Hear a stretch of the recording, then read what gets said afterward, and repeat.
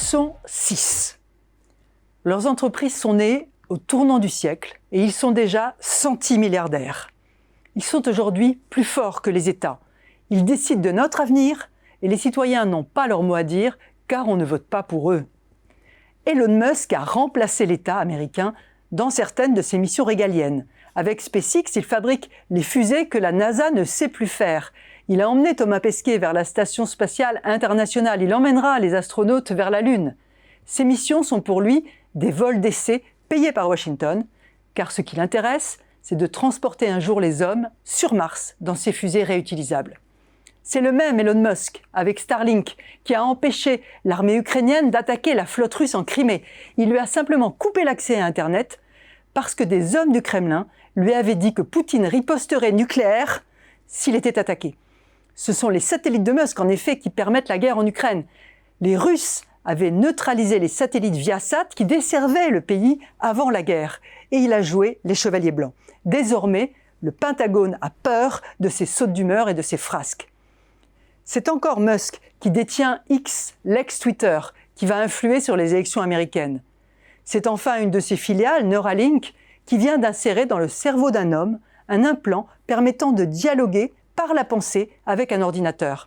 Un jour, on pourra prendre le contrôle sur les cerveaux. Ces grands projets médico-scientifiques, ce sont les milliardaires qui les mènent et pas les États. Le deuxième, Mark Zuckerberg, le patron de Meta, qui détient Facebook et Instagram, règne lui sur 3 milliards de personnes. Il peut influencer leur vote, en Grande-Bretagne pour le Brexit, aux États-Unis pour Trump il y a 4 ans, comme on l'a vu avec l'affaire Cambridge Analytica.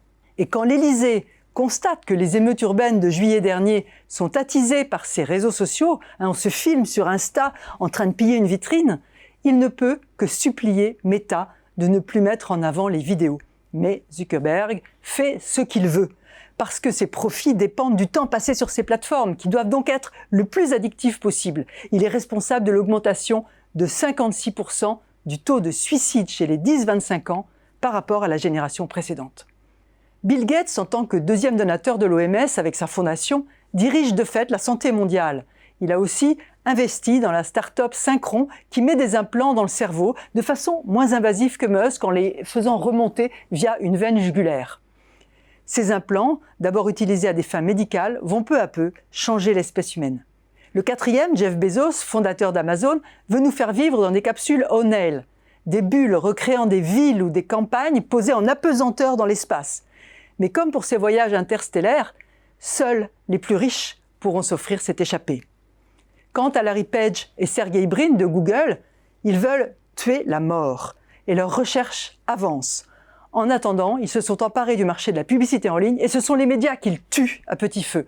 Encore une manière pour ces milliardaires systémiques de transformer la société, d'imposer leurs rêves messianiques et de menacer la démocratie.